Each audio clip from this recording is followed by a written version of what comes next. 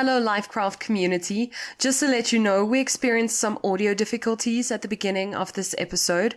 It's not the greatest quality, but we wanted to keep it and share it with you because it's such powerful content. So bear that in mind and enjoy the rest of the episode. This is Melissa Lane, and you're listening to the LifeKraft Podcast, where we will be bringing you new insights, awareness, and tools to create a fulfilling life.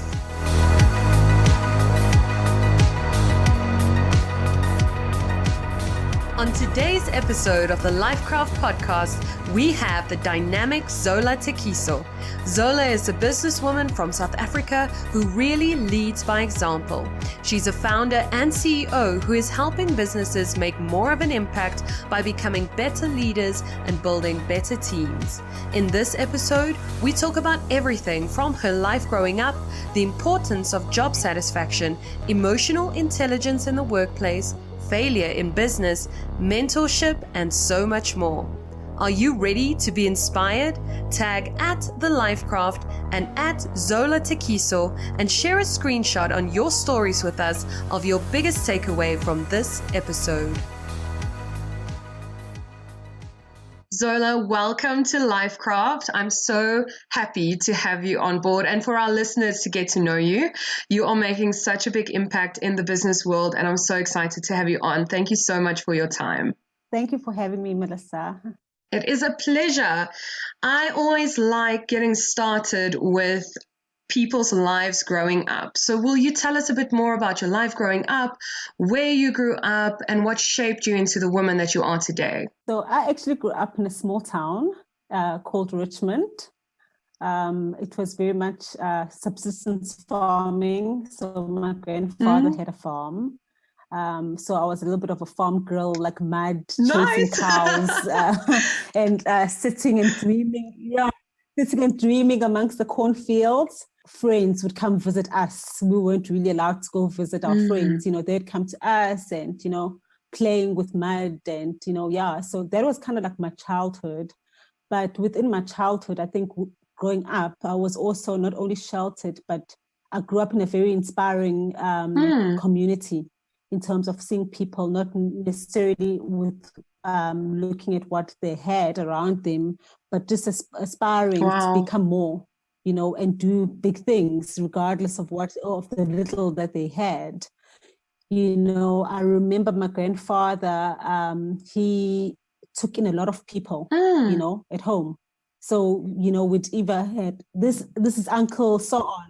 And people would not even be related to us, but they were uncles, just this huge community. And I think he just always wanted to help people around him, even though he was a teacher. I think he just always had that sense of, wanting to help those that were in need around him. And he went on just inspiring me doing various things, like building schools and running water in our community and electricity. So it was a sheltered environment, but also a very inspiring environment where people were very selfless. I grew up in that type of environment. And at the age of 10 or so, I moved from that environment to city life. So I transitioned from rural life to city life, where we moved to Pietermaritzburg. And this really was during the time of political riots in 1991, where there was like a lot of fighting. I don't know how young you are, but there were like huge fights between IFP and ANC, and so during those political riots in 1991, we then moved to and transitioned into city life.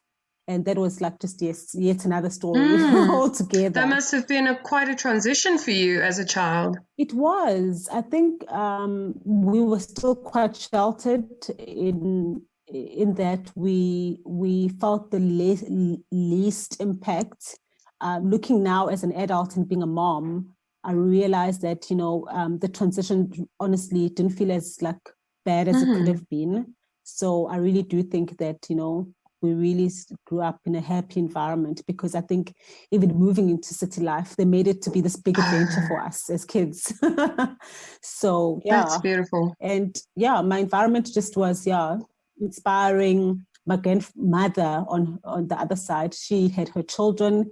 And I think at the age of 45 or close to 50, decided she actually wanted to go study. Wow. So she was a lecturer, but I think she also realized she wanted to develop herself. So later in life, she decided to do her, degree and her master's and honors and so on. So it was just that environment of really being inspired by people around me. That's fantastic. How was your schooling years?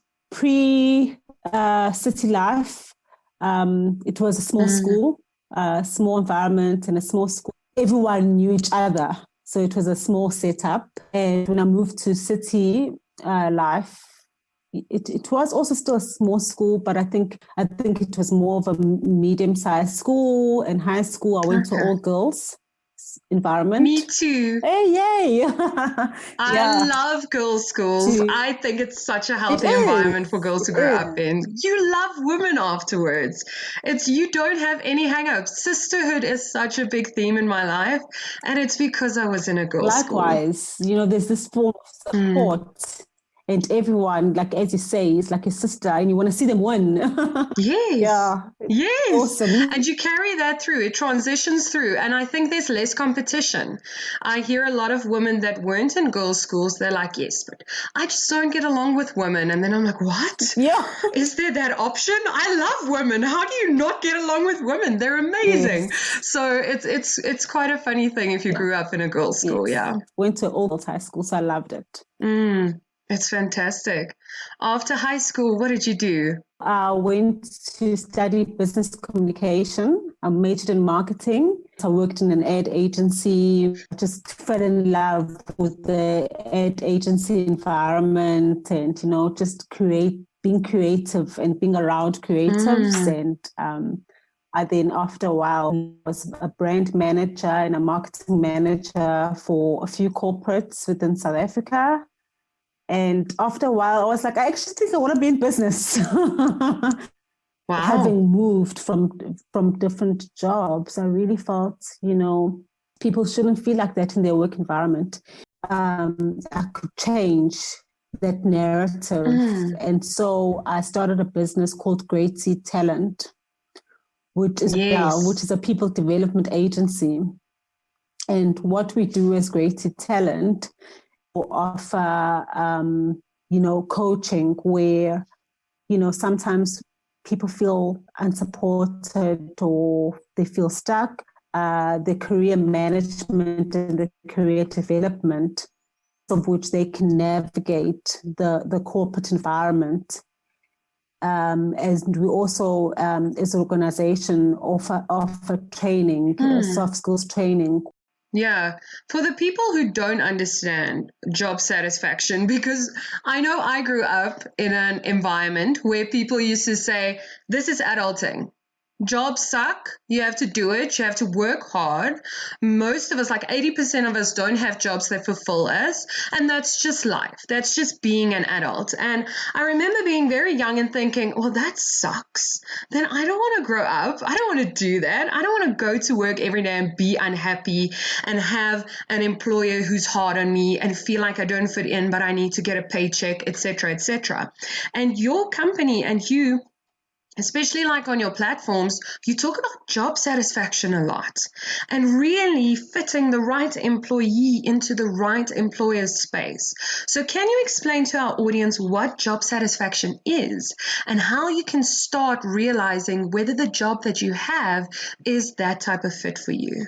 Sure. So job satisfaction is actually very vital because, you don't you don't bring half of yourself into the office, so you don't say, okay, I'm Melissa at work and I'm Melissa at home and I'm Melissa, you Melissa always. In job satisfaction, why it's so important is that when you go to the office, you want to feel that you are bringing value into the business or in the environment in which you work at. And, job satisfaction is also not just one way in terms of from an employee point of view, but it's also from an employer point of view, because when you are satisfied as an employee in the work that you do, you're able to bring like yourself wholeheartedly. You bring your passion, you bring your values, you bring your skills, your input, your creativity, so you're able to be in an environment where you are thriving. And from an employer point of view, when you have employees that are that way, they are more engaged.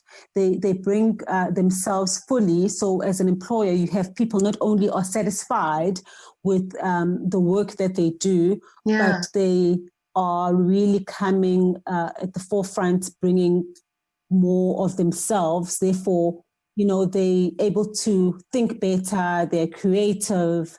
With job satisfaction, like why as Greater Talent we speak about it so much is because we find that when people are happier in their work environment, or they feel that they bring value, they're able to be more creative, and they're able to have the joy of like knowing that I'm going to work, not because I'm getting a paycheck at the end of the year or at the end of the month, or, a bonus, but I'm going to work because I'm doing something that is aligned to who I am as a person. How can you help someone, just a few tips to help them realize if they aren't really in a job environment where it's really good for them, physically, mentally, emotionally, and how they can transition into an environment where they feel job satisfaction? It's definitely EQ and self-awareness, because if you are not aware what type of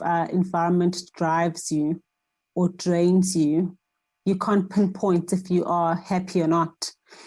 So when you are aware of your strengths and your weaknesses, and sometimes what we call blind spots, where someone makes you aware that, did you know this is your blind spot? You're able to know what environment like fuels you, So you may find people like little cues, such as some people like working in an environment where they're around people a lot, and, they feed off the energy of others, and they thrive in an environment where there's a lot of collaboration. And others, they want to work in an environment where it is quiet, they work alone versus with others. They find that being in a quiet space allows them to think better, to, be in tune with themselves and being creative and so on. So it's a host of different aspects to it, and different things that lead you to know whether you are in an environment that is for you or not for you. And self-awareness plays a huge role in that. Wow. And how, from an employer's point of view, can you, if you have a vacancy, start employing people in the right positions so that you work with that kind of mindset of putting them in a position where they actually experience job satisfaction, where they actually do things that bring out the best in them? Not every single day, because we all have to do things just for the sake of doing it. Every single job has that. You can have your dream job and there's still like 40% things that you just get through, like admin for me. You just have to do it whether you like it or not. But how can an employer start looking at people in that way when they do interviews and things like that, to know where to place them? So I think as a employer, it's also knowing, like, if, for example, values play a huge role, as each business has in a sense a culture, and values that drive that culture. So it's going back to that and saying, okay, as our culture is XYZ, when they start recruiting, it's getting cues and setting up their questions in a way that they'll know if this person will be aligned to the culture or not. I think gone are the days where you ask someone, the scripted questions in terms of tell me about yourself. Yes, you want to know about the person, but when you start speaking and giving them scenarios of if you were working in an environment that was X, and how would that be for you, or if you have to solve this, how would you go about solving this? Certain questions within the recruitment process like already start giving you cues if this person is the right fit for organization or not. And as Gracie Talent, that's what we do when we say we align values and we align the right type of candidate to the employer, is because we actually get to know what the businesses are about and their culture and their values. And then when we look for and when we have candidates that are applying for the roles, we set the questions up in a way that we already know that the candidate will be happy or not, because it's not a tick box of saying you're recruiting. That doesn't work anymore. Yeah. You're placing people. Placement doesn't work because it's not about as a business for us to gain the money or just place people, but it's about really being a partner with the businesses that we work with, and also partnering with the employees or candidates, because it's in our best interest that people are satisfied with their jobs.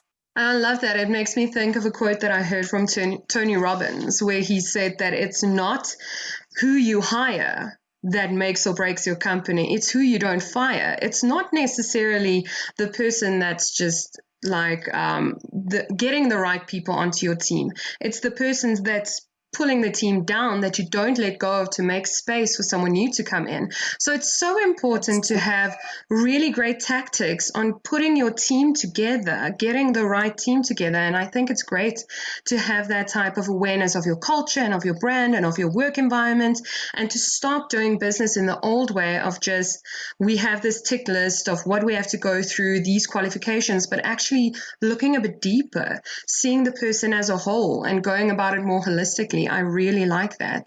I also want to dig into being a female entrepreneur. You're a CEO and a founder and a freelancer and a mother, because a woman is never just one thing. I love that about women. But how has it been being a CEO, being a founder in this day and age while being a female? So I think being a female entrepreneur has its ups and downs. And I think when I say downs, it's I think a lot of us, and just speaking to my fellow female entrepreneurs, is that we feel we have to be, mothers, and being in business is now a limitation, or a freelancer, we feel it's a bit too much. And I think, when I embarked on this journey of being a female entrepreneur, I always knew that I wanted it, and I wanted it all. From an early age, I knew that I wanted to be a mom one day, and I started selling cupcakes when I was 14. So I knew that one day I'd want to be an entrepreneur. Yeah. So I think doing it now, though, in real life, it does have its challenges, and some of those, I think, it's just it's knocking through those doors that make equality, a bit of a challenge. And it's just realizing also that as women, we need to be more collaborative. It's not about us competing with one another, but it's us collaborating more. And being a female founder, it's realizing that I also have a duty for myself to pull up other female entrepreneurs that are coming, behind me. So playing a mentorship role and helping people who are now starting businesses and saying, yes, this is what my journey has looked like, and these are the mistakes that I made, and these are the great things that happened within business, and just really being there for other women around me that are wanting to embark on this journey. What would you say is one of the main things? Because I know that failure is one of the things that stops a lot of people. Like one failure and they'll just stop the entire company, stop the entire project, because they see it as a sign of this is not working. But I think you, as a CEO and a founder, has found that failure is just part of the process. What advice would you have for female entrepreneurs and female CEOs that might be struggling because everything's changing now and we need to adapt to all of these changes. So failure is going to be inevitable because we're trying new things. Yes. What advice would you have for them in regards to failure? I would really say that look at failure as a learning step. So I've had, leading up to Great Sea Talent, I was working and I had other businesses that I started on the side. And to some, those businesses would have looked as failure, but I really learned who I was through those businesses that I had. And in fact, I celebrate me having gone through that process because it's made me a different person now. And it has made me really, it shaped me to the woman that I am now. So I've really taken those failures and as learning steps and learning not only just about yourself and being self-aware, but it's also learning about the business environment and how you can keep not only adapting, but how you also can draw strength from others. When I look back in my journey, I realized that a lot of the mistakes that I had made then, they could have been avoided if I could have raised my hand and spoken to people. And this is why for me, collaboration is quite important and mentorship within business, because I think as female entrepreneurs, we really, I don't want to use the term suffer in silence, but we really just keep going at it on our own. Whereas we could have spoken to someone right next to us and they could have, helped us, because perhaps the person that is right next to you has gone through that journey and you can reach out from another sister and they can help you. That is so big. That is very big, because I think for females, we've made pretense a culture. There is no one that can pretend that they're in charge as well. We've got everything. Everything's okay. Everything's okay. And I think we learned that in our home environments. Our mothers made us feel that way. Everything's fine. Don't worry about a thing. But as soon as we get into certain situations where we have to grow and we have to learn, pretending that you're okay when you're not is not the healthiest thing to do. No. And how would you advise the women that didn't grow up in a culture of having mentors, collaborating, asking for help? What are little tidbits that you can give them to start collaborating, to start reaching out to someone, to perhaps get a mentor, become a mentee? What advice would you give them? I think it all starts first of all with your mindset. You need to have that growth mindset of knowing that, growth is not necessarily something that happens on your own. We're born into society, not alone. We're born into families for a reason. We're born into, communities for a reason.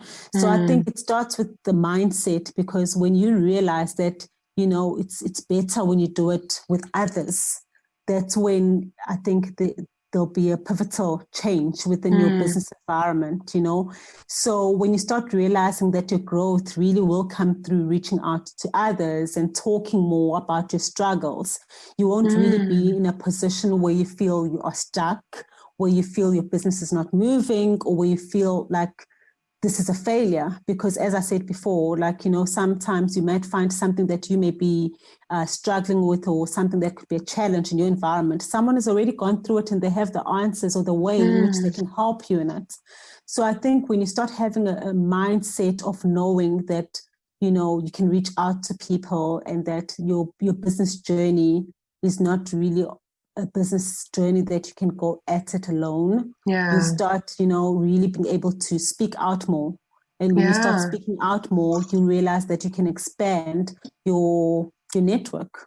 How do we expand our networks now? Because I know it's so difficult. I was there at a point in my life where I was just like, I have to do everything alone. I have to go at everything alone. And then I got a business coach and she was like, but reach out to people. And my first thought was, it sounds fantastic. Yes, I want to mentor. Yes, I want to collaborate. Yes, I want to work with other people and learn from them and get their advice. But where do I start? How do I reach out? Where do I find these people that everyone says I need to talk with?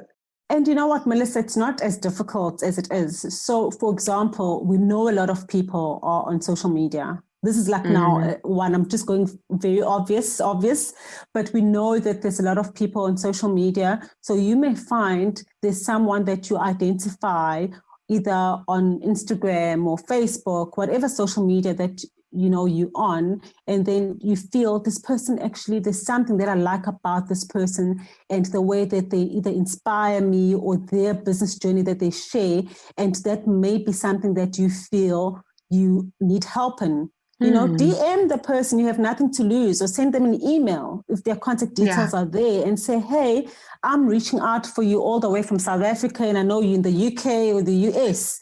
I see you've gone through this, or you speak a lot about the subject, and the subject is something that I need to learn more in.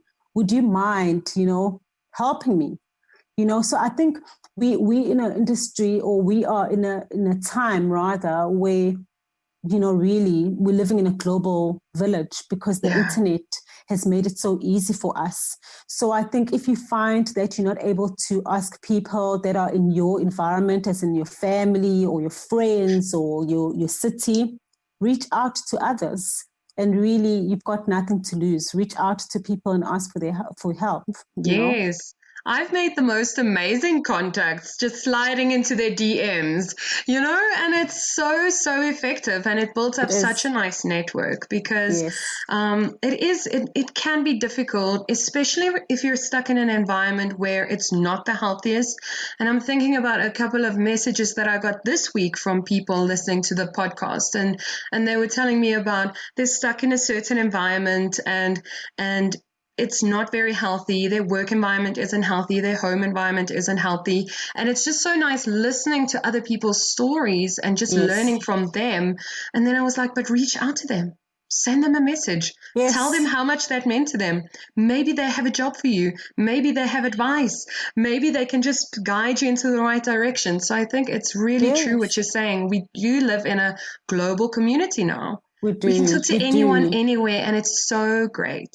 Yes. I mean, there's LinkedIn. There are really so many platforms that we can just utilize to find people to inspire us or reach out to people for help. Yeah, absolutely.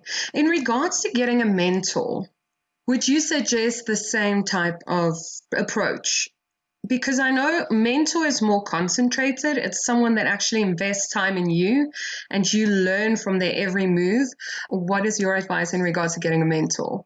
A lot of the people that I have found to be my mentors have been through books.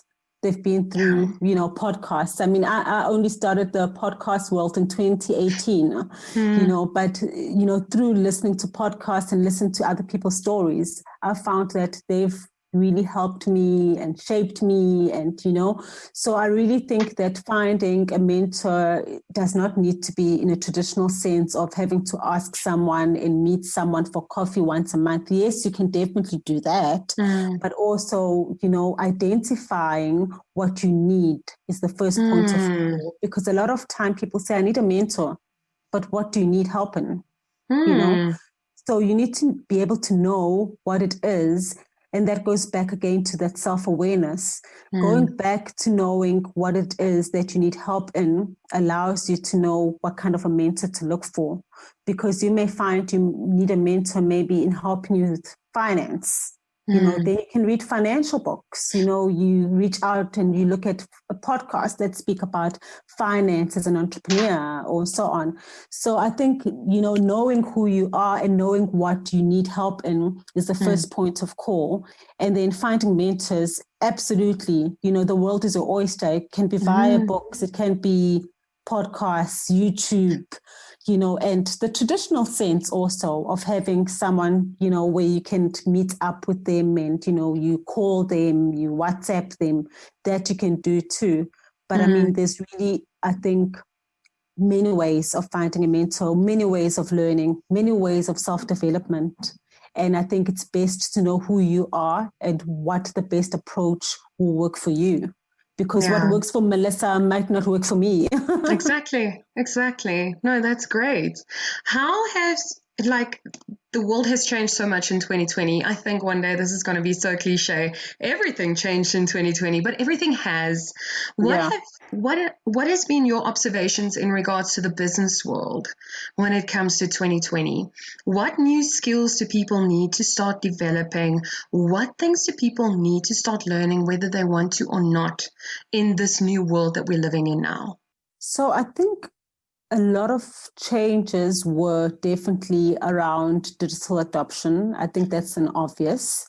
The businesses, unfortunately, that were still traditional and physical, found it very hard. And those that found it hard to adapt, I think they closed, And one big thing that I really viewed within this 2020 and the pandemic was that we need to be open to learning new things, Yes. And learning new things, not only as business owners and as entrepreneurs, but also just as, as people, as humans, that, the world can change in a blink of an eye. And how will you adapt to that, And also with that, I think what I learned also was the importance of community, because I may be able to learn fast, but someone next to me may be struggling. Exactly. But having a sense of community, I think, really brought us together. I just looked at how, the people within New York were like singing songs when the nurses were changing shifts, and that was community and encouraging one another. And even here within South Africa, how we took things such as like, dancing the Jerusalem, So I think just simple things like community, it reminded me that as humans, we really don't exist, in isolation. But community became stronger for me with the pandemic happening. And it really taught me that, we shouldn't feel that we exist in isolation, and we can learn so much together. And also not only from a learning, but we can lift each other up. And even in business, because I found myself with running a business, a lot of us as female entrepreneurs, we were chatting, quite more often about what our businesses are going through and how to adapt to those changes. And as a business owner myself, I went through changing the business model slightly and having to innovate and adopt more digital within the business. So I think there was a lot to learn. Absolutely. Let's get into your life-work balance. How do you find a balance between your everyday life of being a mom, etc., and then your work and being a CEO and adapting to all of these changes? Because I know health and wellness is very important to you.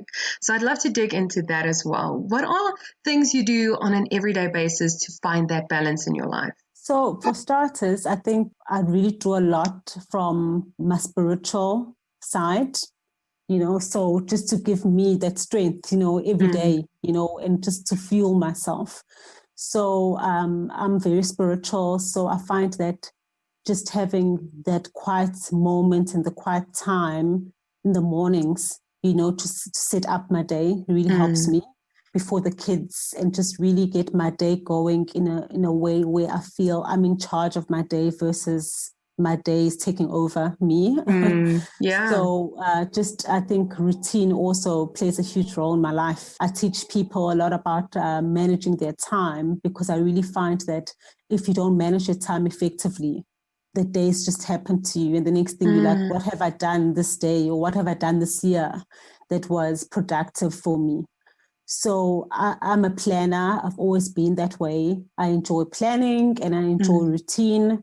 So I find having time for my spiritual being is important for me, and my physical well-being, so that I'm strong. So lately I found that I have an app that I exercise via app, because I just finding time to go to an actual gym and, boot camp and all those things wasn't happening for me. So I had to change that slightly.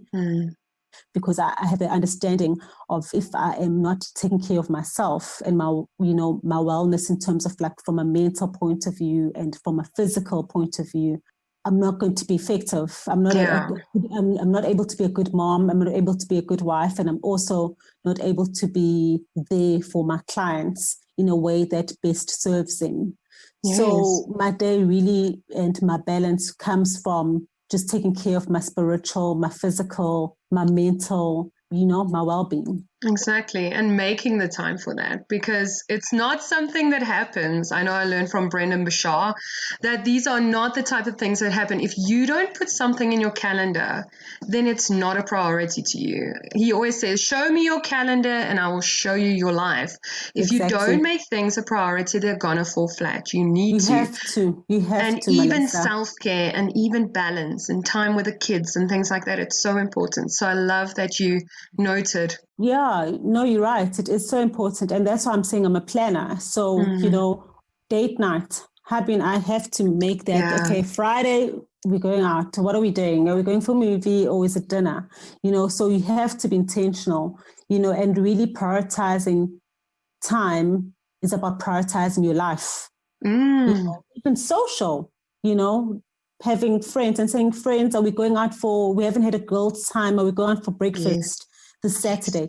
You have to be intentional, because when you start prioritizing your time and prioritizing what you do, not only from a day-to-day point of view, but like week, months, you are planning and you're building your life the way that you want it to be. You're being intentional about how you live. So for me, that's really how I wouldn't say balance, but that's how I look at my day-to-day. Yeah, it's your balance, and all of our lives are supposed to look different. Yeah, it's your balance. I love that. We have come to our last question. Can you believe it? I've so enjoyed talking to you. I've learned so much today, but the one question that I still want to ask you is, what is one thing that our listeners can do to improve their everyday lives? Being intentional about their lives.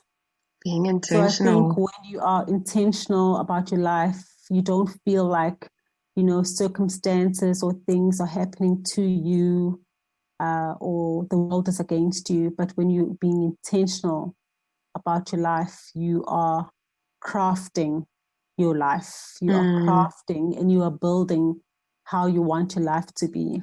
Know what you want out of your life and start working towards that. And it's the daily habits and the daily things that you do. It's not always the big things that we feel, one day this will happen to me. That one day starts today, you know. So be intentional about your day-to-day life. And that will lead you to the life that you actually want. Yes, that's why we created LifeKraft, because it's about the everyday life and the things you do every day that craft a life you either love or that you're miserable with, but it's always you. It's always you. It's your life. You have to be accountable and you have to be intentional. You can't blame someone else about the life that you have. It's your life. Yeah, it is. Zola, this has been an absolute honor. Thank you so much for your time. Thank you for your energy. I know that our listeners got so much out of this, and I hope to have you back on again very soon. Thank you so much, Melissa. I had such a good time. Thank you for having me. If you enjoyed this episode and you'd like to share your takeaway or something you heard that motivated or inspired you, we would love it if you would subscribe to our channel, leave a review, and tag @TheLifeKraft on Instagram. Also, feel free to let us know who you'd like to see appear on this show in future. We enjoy bringing you interviews from experts and everyday people so that they can talk about their experiences and share information, tips, and what has worked for them on their journey towards a better life. However, remember that the opinions or advice of our guests and myself, the host, should not be taken as personal, actionable advice and is given as general information and education only. Please always remember to consult a qualified professional before implementing any medical, financial, legal, or other advice that you believe might work for you. LifeKraft is not responsible nor liable for your decision when implementing anything you hear on the podcast. Please listen and act responsibly. The opinions of our guests do not represent the opinions or views of LifeKraft or Melissa Lane personally and are meant as information and general education only.